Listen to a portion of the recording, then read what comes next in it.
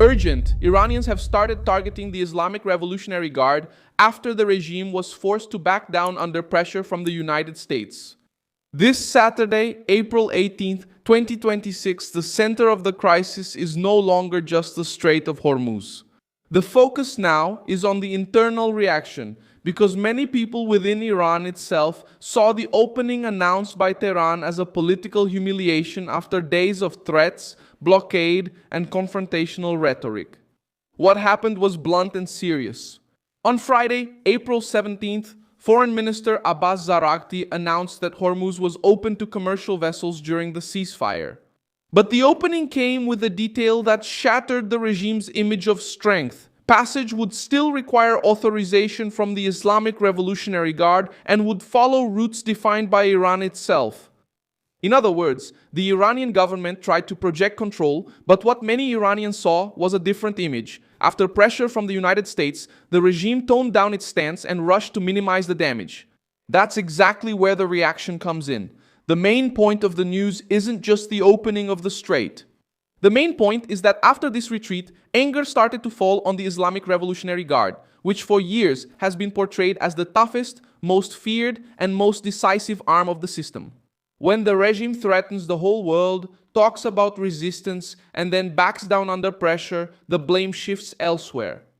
The question that's growing inside Iran is simple. Where did all the strength that the Guard promised to show go? This crack even appeared in the regime's official machinery. Iran International reported that the state media leveled rare and harsh criticism at Outrage and the negotiation team, saying that the message about Hormuz created confusion and gave Donald Trump room to pose as a winner. When the faction linked to the system itself clashes, the political damage is already done.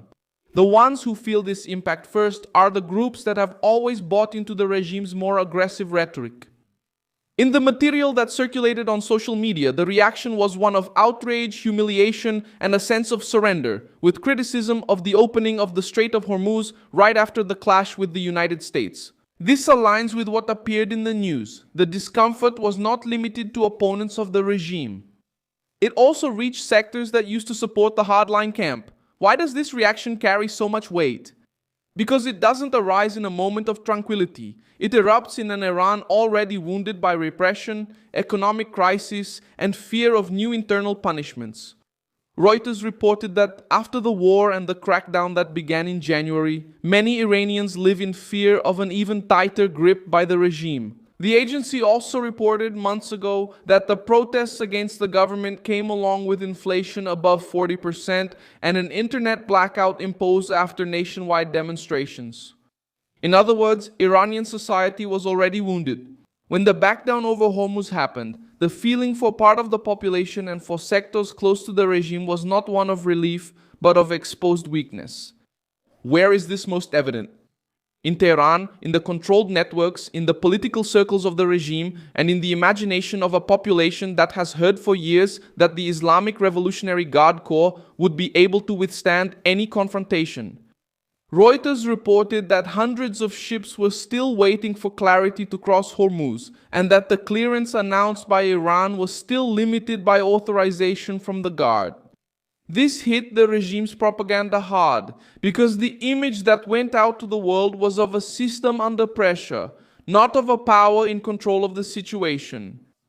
And who gained ground with this? Donald Trump. That was exactly the point that irritated the Iranian side even more. By announcing the opening of Hormuz and seeing the American president publicly celebrate the gesture, the regime ended up handing the opponent an image of political victory. The Iranian state media complained exactly about that. The announcement allowed Trump to take center stage in the narrative. For a structure that has always tried to project open defiance toward the United States, this outcome sounds like a moral defeat.